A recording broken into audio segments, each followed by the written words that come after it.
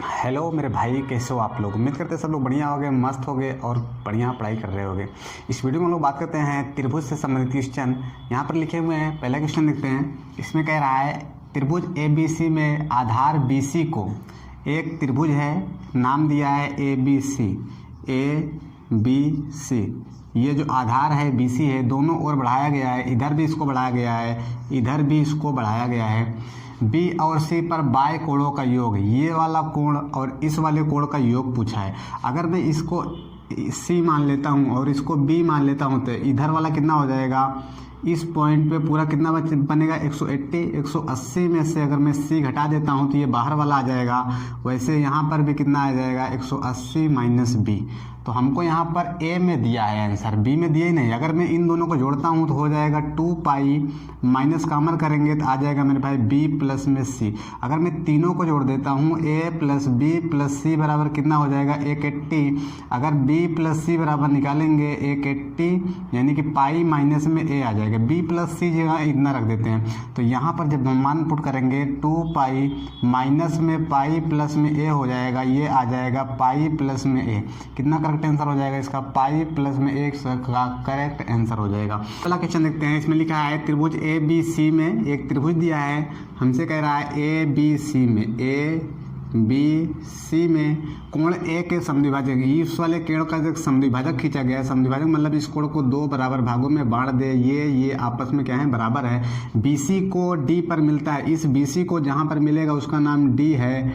और परवृत्त का एक परवृत्त भी खींचा गया है। परवृत्त क्या होता है, त्रिभुज के शीर्षों से होकर जाने वाला वृत्त परवृत्त कहलाता है। एक परवृत्त खींचा गया है, इसको और आगे जब बढ़ाया गया है तो परवृत्त को ई पर मिलता है। कहाँ पर मेरे भाई, ई पर मिलता है। तो हमसे कह रहा है निम्न में रिलेशन। अगर एक त्रिभुज हो, क्या हो मेरे भाई, एक त्रिभुज हो, इसका किसी भी कोण का अगर समद्विभाजक खींचा जाए तो ये समद्विभाजक उस भुजाओं के, त्रिभुज के भुजाओं के अनुपात में डिवाइड करता है। ए बी सी, अगर इसको डी मान लिया जाए तो यहाँ पर अगर ये अर्धक है, ए डी क्या है मेरे भाई, अर्धक है, तो एक रिलेशन आता है ए बी अनुपाते बी डी बराबर हो जाएगा ए सी अपान डी सी को। इसी को निकालेंगे तो ए बी अनुपाते ए सी बराबर हो जाएगा बी टी बटे डी सी। ये कब है, जब त्रिभुज के एक समद्विभाजक खींचा जाए किसी भी कोण का, तो यहाँ पर एक समद्विभाजक है और ये वाला रिलेशन हमको सीधे सीधे पहला वाला ऑप्शन दिख रहा है, तो ये हमारा पहला वाला क्या हो जाएगा, करेक्ट हो जाएगा। आप कहोगे ई क्यों दे दिया था, ई इसलिए दिया था कि आप उसमें फंसे रहो, आप थोड़ा और लंबा खींचो सवाल को। तो ई को आपको केयर नहीं करना है, आपको यहीं तक में आंसर दे देना है। कौन सा आंसर हो जाएगा, ऑप्शन नंबर ए वाला। कह रहा है त्रिभुज ए पी बी के परवृत्त का व्यास ए बी है। एक वृत्त के अंदर एक त्रिभुज बनाया गया है और उसका जो व्यास है ए बी दिया गया है। क्या मेरे भाई, ए बी दिया गया है और इसी से एक त्रिभुज भी बनाया गया है, उसका नाम है ए पी बी। तो इस बिंदु पे हम लोग पी ले लेते हैं। तो कह रहा है पी से ए बी पर लंब डाला गया है, यहाँ से लंब डाल दिया गया है परपेंडिकुलर जो आएगा 90 डिग्री पे, उसका नाम दिया है एन।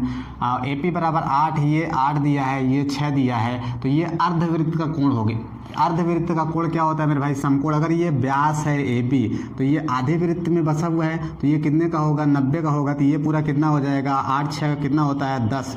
क्या होता है, पाइथागोरस का रेशियो जो होता है 8 6 10 का, तो ये आ जाएगा 10 सेंटीमीटर पाइथागोरस प्रमेय से। तो हमसे कह रहा है बी एन का मान, इसका मान। आप देखिए ये लड़के एक कंसेप्ट पढ़े रहते हैं, अगर ये समकोण त्रिभुज हो, क्या हो, समकोण त्रिभुज है, तो समकोण त्रिभुज से कर्ण के मध्य बिंदु को मिला दिया जाए तो ये भुजा तीनों आपस में क्या होती है, बराबर होती हैं। लड़के यही दिमाग में रहता है। आएंगे यहाँ पर, ऐसे यहाँ से खींचेंगे, उसके बाद ये भुजा बराबर कर देंगे, 10 का आधा कितना करेंगे, 5। उनके हिसाब से ये 5 आ जाएगा, यहू 5 आ जाएगा और यहू कितना आ जाएगा, 5 आंसर टिक करेंगे। और उसके बाद आएंगे, कहेंगे वाह भाई क्या गजब का सवाल आया था, मैंने बना भी दिया था। सवाल नहीं बना पाए मेरे भाई, तुम गड़बड़ करके चले आए हो। आगे देखते हैं तो ये निकलेगा कैसे। आप देखिए ये जो ए पी बी का त्रिभुज है, ए पी बी का जो क्षेत्रफल है उसको हम 2 तरीके से निकाल सकते हैं। कैसे, 1/2 आधार ये ले लेते हैं, चाहे ये ले लो, कुछ भी ले लो, 6 × 8 और इसी का क्षेत्रफल, इसी ए पी बी का क्षेत्रफल, एक बार आधार हम पूरा ये ले लेते हैं ए बी का मान 10 दिया है, उस पर जो लंब है कौन है, पी एन है क्या लंब, इसको काटेंगे, आधा आधा गया, ये 8 × 48 4.8 आ गया। कितना आ गया मेरे भाई, पी एन बराबर आ गया 4.8, ये आ गया गया 4.8, जबकि निकाला कितना था 5 निकाला था। तो हमको ये वाली लंबाई चाहिए, तो इसमें पाइथागोरस लगा देते। जैसे पाइथागोरस प्रमेय लगाएंगे 6 का वर्ग माइनस में 4.8 का वर्ग, उधर आएगा bn का स्क्वायर। इसको एक कोष्ठ में जोड़ देते हैं, कोष्ठ में हटा देंगे, जब घटाएंगे तो कितना दिख रहा है मेरे भाई, 2 घटा देते हैं तो 2 बचेगा, 1.2 ऐसे हो गया, जोड़ेंगे 6 4 10.8 हो गया, और इधर लगा देंगे, उधर क्या आ जाएगा bn। बर्न भैया 108 12 निकालेंगे, 1.2 ऐसे आ गया, 3 3 9 हो गया, बरती है 36, 3.6 इसका क्या हो जाएगा, करेक्ट आंसर आएगा। कितना आ जाएगा मेरे भाई, 3.6 इसका करेक्ट आंसर हो जाएगा। क्योंकि ये सेंशन कह रहा है त्रिभुज ABC में एक त्रिभुज दिया है, नाम है ABC में BC का मध्य बिंदु, BC ये है, इसका मध्य बिंदु कितना है, D दिया है, इसको मिलाया गया है, तो इसका क्षेत्रफल जो दिया है 16 सेंटीमीटर स्क्वायर दिया है। तो कह रहा है पूरे का क्षेत्रफल निकालो। देखो ये जो AD है माध्यिका हो गया, छिपा के बोला है, ये शब्द कहीं नहीं यूज किया है कि माध्यिका है, लेकिन अगर मध्य बिंदु से मिला रहा है फिर मिला रहा है तो माध्यिका ही ना हो गया।